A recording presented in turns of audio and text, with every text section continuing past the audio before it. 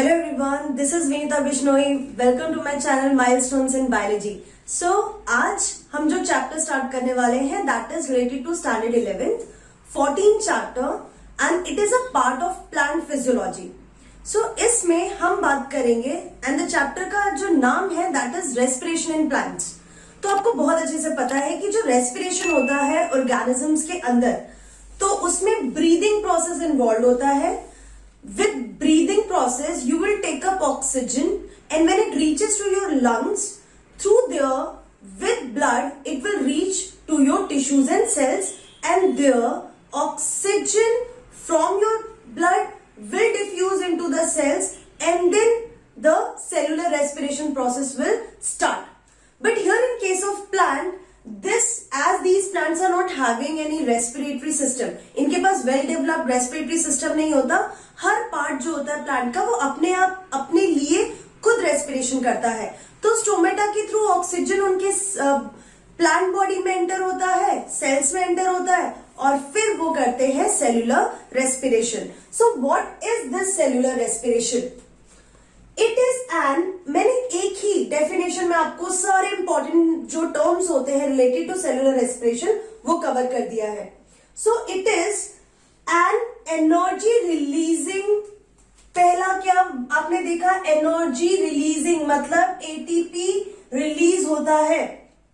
And in enzymatically controlled catabolic process. Then enzymes involve होते हैं इसमें and it is a catabolic process means there will be breakdown of larger molecules. ठीक है, तो enzyme releasing है, enzymatically controlled है, plus catabolic process involves stepwise oxidative breakdown of. Oxidative breakdown means oxygen will be involved here of respiratory substrate. Respiratory substrates का oxidative breakdown होता है which is enzymatically controlled. It is a catabolic process and energy is released and it happens inside the cell. So मैंने एक ही definition में आपको सारे important terms cover कर दिए हैं कि सेलुलर रेस्पिरेशन एनर्जी रिलीज करता है, सेल के अंदर होता है. रेस्पिरेटरी सबस्ट्रेट का ऑक्सीडेटिव ब्रेकडाउन होता है जिसमें एंजाइम्स इन्वॉल्व है, plus it is a catabolic process. अब सवाल उठता है रेस्पिरेटरी सबस्ट्रेट क्या होते हैं? Respiratory substrates are those organic substances. आपको पता है जिसमें कार्बन हाइड्रोजन वाले. So those organic substances which are oxidized during respiration to liberate energy inside the cell. So ये थोड़ा बहुत मैच हो रहा है. ठीक है, यहां पे ऑर्गेनिक सबस्ट्रेट है जो ऑक्सीडाइज हो रहा है इन रेस्पिरेशन ताकि एनर्जी लिबरेट हो सके, एटीपी बन सके inside the cell. This is the respiratory substrate. अब रेस्पिरेटरी सबस्ट्रेट्स जो है वो एग्जाम्पल्स बता रहे हैं. So the examples are carbohydrate, proteins, fats, organic acid. इनमें से कुछ भी रेस्पिरेटरी सबस्ट्रेट जैसा एक्ट कर सकता है, बट जो सबसे फेवरेट होता है दैट इज कार्बोहाइड्रेट, जिससे रिलेटेड हम इस चैप्टर में सबसे पहले डिस्कस करेंगे. That is using this as a respiratory substrate how energy is form. उसके बाद बाकी भी किस तरीके से इन्वॉल्व होते हैं that too we are going to discuss. Now I told you about what is respiration, cellular respiration and what is respiratory substrate. Now the cellular respiration is of two type. One is anaerobic respiration and the other one is aerobic respiration. So these are the two types. अब इनमें difference क्या है? जो aerobic respiration होता है it happens in absence of oxygen. दूसरी चीज incomplete oxidation of respiratory substrate. जो रेस्पिरेटरी सबस्ट्रेट होता है उसका जो ऑक्सीडेशन होता है वो इनकम्प्लीट होता है, वो कंप्लीटली ब्रेक डाउन नहीं होता। जो एंड प्रोडक्ट होता है, द एंड प्रोडक्ट क्या, it is carbon dioxide, ethyl alcohol जिसको इथेनॉल भी बोल सकते हैं आप, and lactic acid. Next is, मैंने आपको बता दिया ऑक्सीजन के एब्सेंस में हो रहा है, इनकम्प्लीट ऑक्सीडेशन है, एंड और आप इसे बोल सकते हो इनकम्प्लीट ब्रेकडाउन। नेक्स्ट, इसमें ये जो प्रोसेस है anaerobic respiration, it occurs in some microorganisms. Means कुछ माइक्रोऑर्गेनिजम्स में this is the only way of their living. अगर एग्जाम्पल देखें तो माइकोप्लाज्मा, राइट। नेक्स्ट, अब ये तो हो गया प्रोकैरियोट्स में, माइक्रोऑर्गेनिजम्स में होता है। What about the eukaryotes? It happens in eukaryotic muscle cells, ठीक है। ह्यूमन के मसल सेल्स में ये होगा। अब but this process is, it is permanent, means this is the mode of their living in case of some microorganism, whereas in eukaryotes it is a temporary process। temporary process है जिसमें ये ज्यादा time तक नहीं होगा, just because oxygen, the cell is not able to take up oxygen quickly, that is why उनके muscles के अंदर ये temporary process होगा।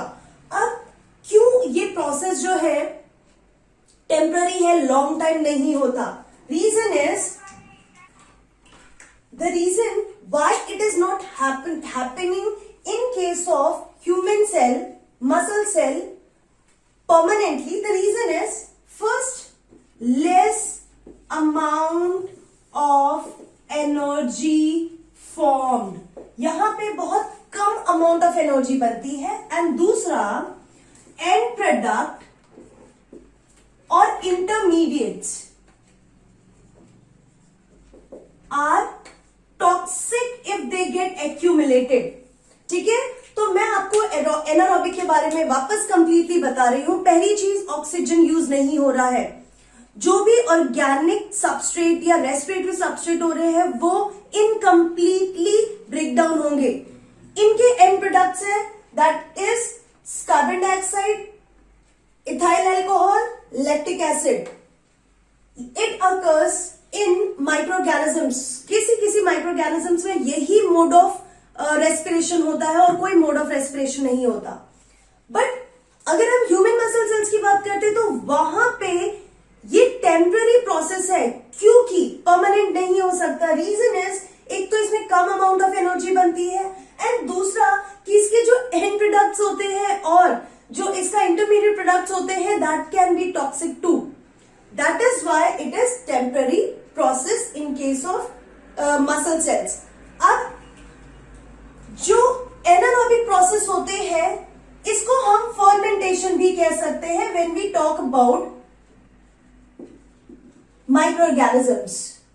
ये जो प्रोसेस है इसको हम आगे डिटेल में पढ़ेंगे इन case of east, in case of muscle sales, तब भी मैं आपको इसके बारे में और डिटेल में बताऊंगी।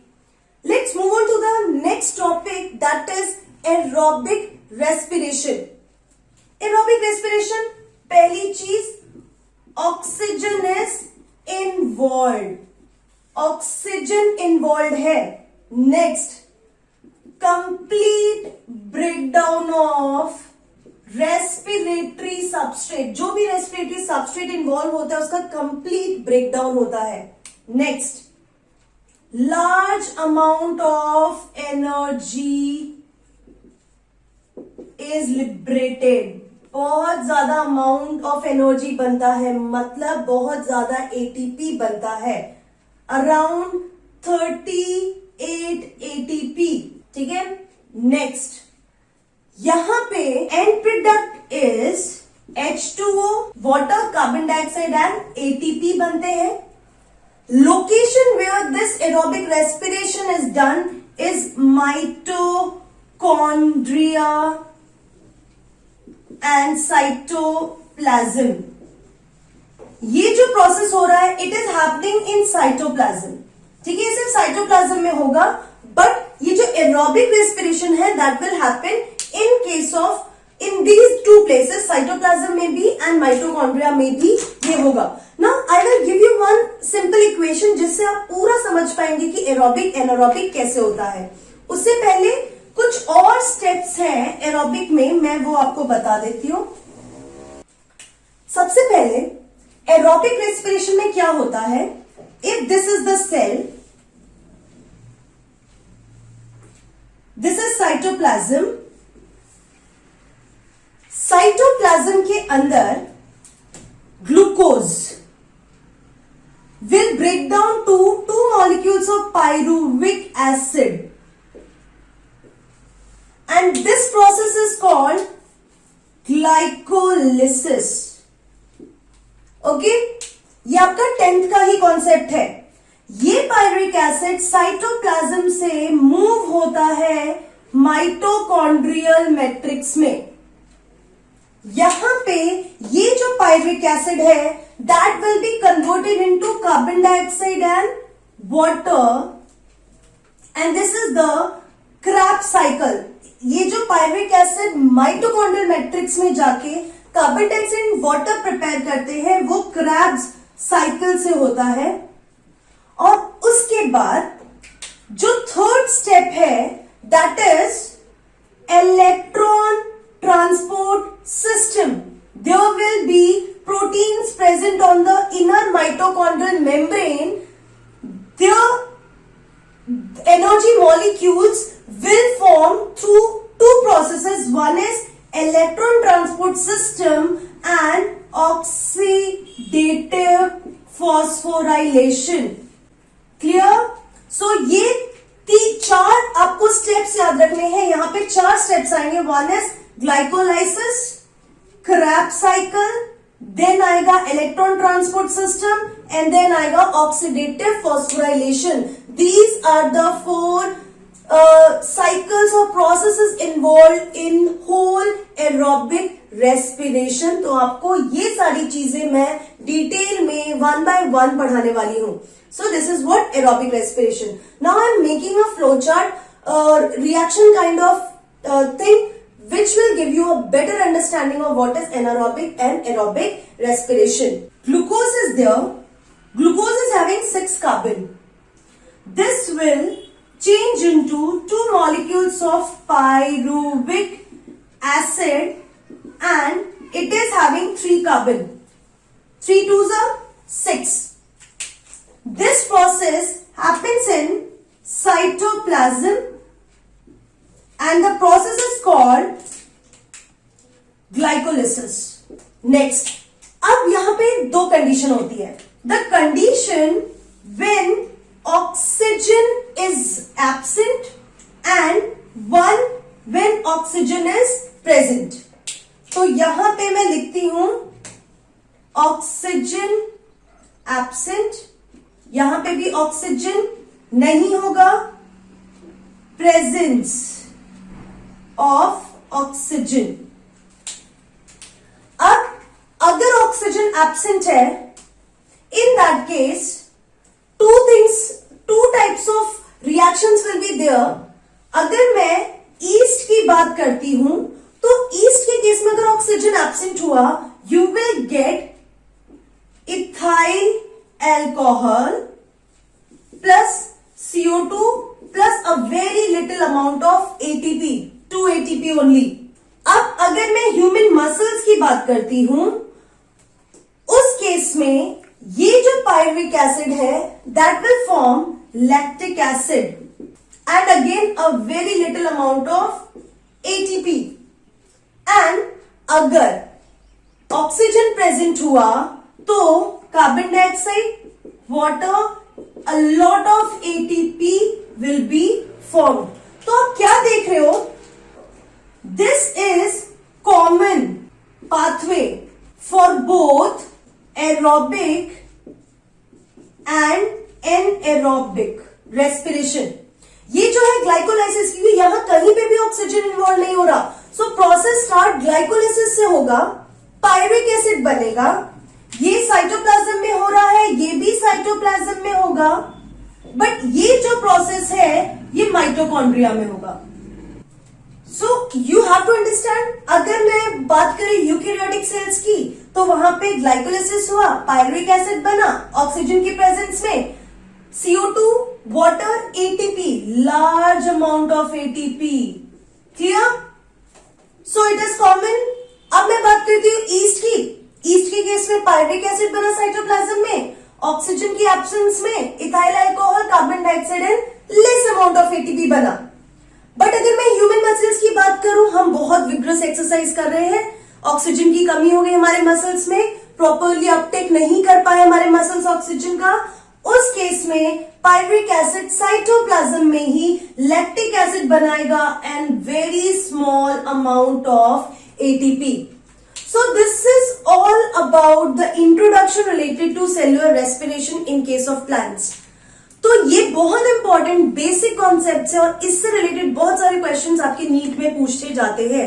So stay tuned, please understand the concept one by one. I am taking each and every part of this aerobic and anaerobic respiration in my next lectures. So stay tuned, keep learning, be safe and goodbye.